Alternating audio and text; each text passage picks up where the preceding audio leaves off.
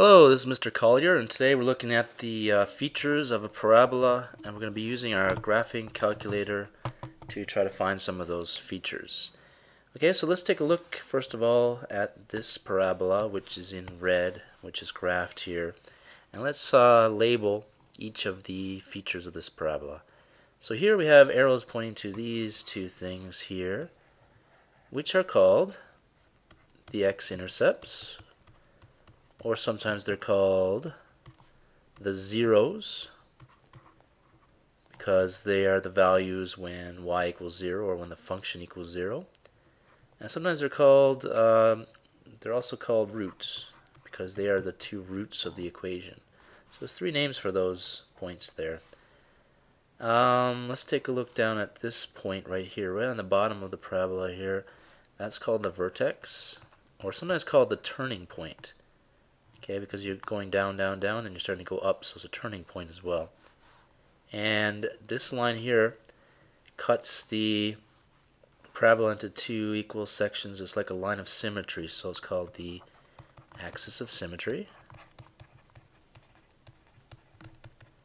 And this point right here is the y-intercept. Example 1, graph the parabola y equals x squared minus 4x on the domain -1 is less than or equal to x is less than or equal to 5. So we're going to do that using our graphing.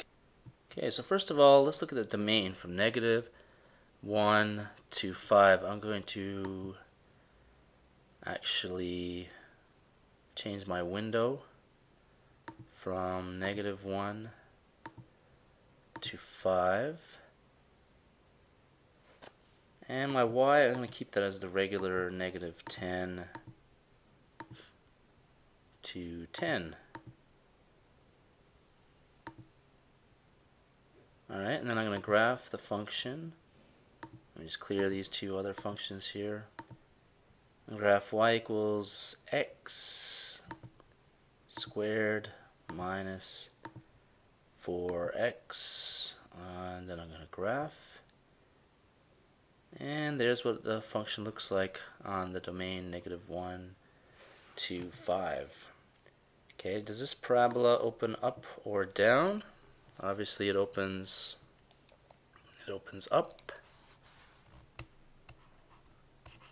Will the vertex be a minimum or maximum? Let me draw a little sketch of it here. Because it opens up, there's going to be a minimum. Okay, use your GDC to find the coordinates of the vertex. So let's take a look at how to do that. So we get all the useful functions under second function trace. And the vertex, in this case, it's actually a minimum, as we said, so we can click on minimum. And left bound, we can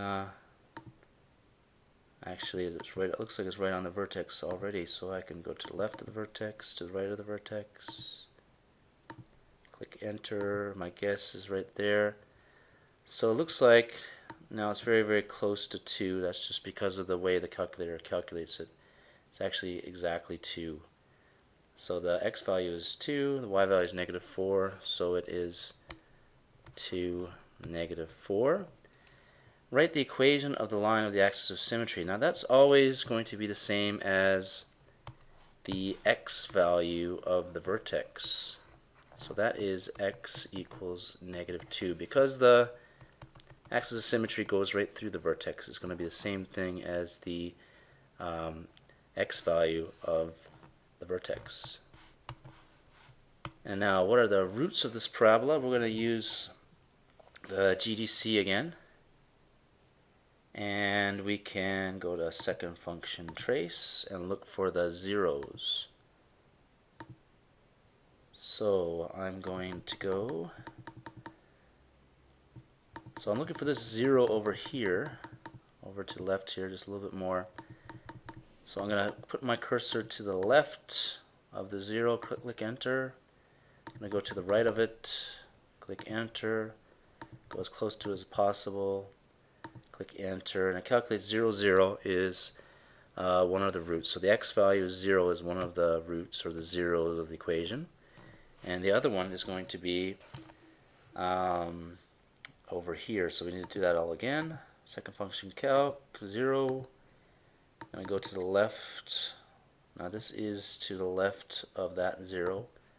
Now I'm going to the right of that 0 over there. Okay, I'm over to the right. And then go as close as possible to the 0. And click enter. And it calculates it to be 4. Okay, so 4 is the other root. There's your two roots.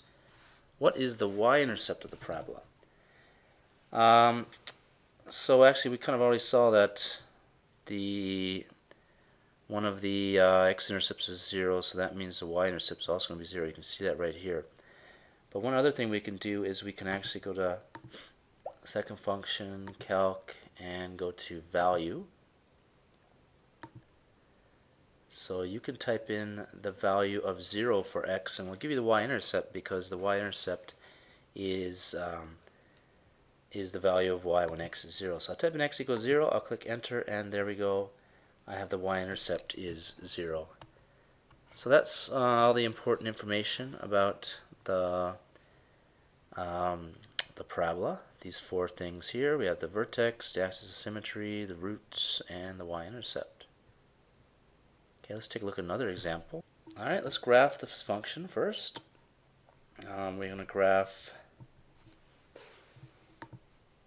let's get out of here.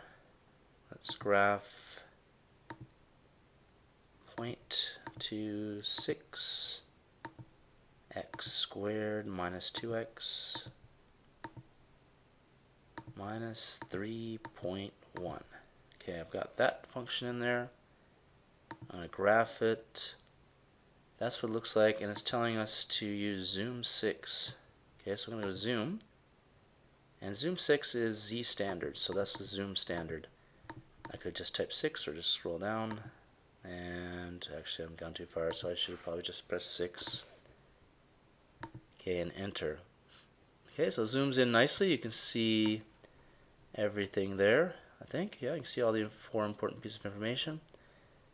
Using your GDC, answer the following question. Does it open up or down? So obviously it is up. What are the coordinates of the vertex? We can do second function calc, and it is a minimum, so I'm going to go to minimum. Left bound, just make sure you're at the left of the vertex, and I'm going to go to the right, and then I'm going to go right on the vertex. And click enter, and there you go. You have about 3.846, three significant figures, 3.85. Okay, and the y value of the vertex is negative 6.95. Okay, so that's your vertex. What's the equation of the axis of symmetry? It's x equals 3.85, always the same as this value. What are the zeros of this graph? We're going to use second function calculate 0. And I got to go to the left of that. Okay, actually I can even type in a number if I could see that left is x equals, actually negative 2. So I can see x equals negative 2 is to the left, so I'm going to type that in as left bound. And for right bound, I can see maybe even x equals 0 is on the right of that point. So I'm going to click enter, and I guess I could even type in like negative 1. And press enter, and my 0 is negative 1.32. Negative 1.32 is one of the zeros. Actually, I should probably write x equals negative 3.2, and the other one is, well, I need to go to second function trace again, go down to 0. Left bound just needs to be over to the left of this point right here. Okay, so that's good enough right there. And I can scroll over till I get to the right, or I can just type in a bigger number like 10. 1, 2, 3, 4, 5, 6, 7, 8, 9, 10. So that is to the right of that point. So 10 will be fine. My guess, I'm going to scroll back a bit. My guess is about 9. And it's 9.014. So I'm going to round it off to 9.01. Okay, so those are the zeros of the graph. What is the y-intercept? And for the y-intercept is right there. We can just go to second function, trace, go to value, and type in x equals 0, gives you the y-intercept. And it's negative 3.1. Okay, so the y-intercept is negative 3.1. And notice that actually it's the same as this number here, so that's the case if your quadratic is in the form of a number times x squared plus a number times x plus another number, then this number is always going to be your y-intercept. Okay, we're going to solve this equation now using the GDC. It's quadratic. So your answer to a question like this is going to be x equals some number and x equals another number. You have two possible answers. Okay, so recall that on your GDC, you type in a function like y equals, and then you type in the function like this. That's what your quadratic looks like. So we need to make this look like that. We need to get this to the other side of the equation. So we have x squared plus x. Now I'm going to add 2 to both sides. I get minus 1 equals 0. So that's your equation that we're going to solve. What we type in the GDC is y equals x squared plus x minus 1. We type that in, we find the zeros, and we have our answer. So I'm going to type that in right now. I'm going to type in y equals x squared plus x minus 1. Graph. Okay, you can see that there. Let's try that zoom 6 and see if that really works out. Well, it's about the same thing, so that's fine. So we have a parabola here, and we're looking for the roots. So I'm going to go second function, calc, and we're going to go to 0.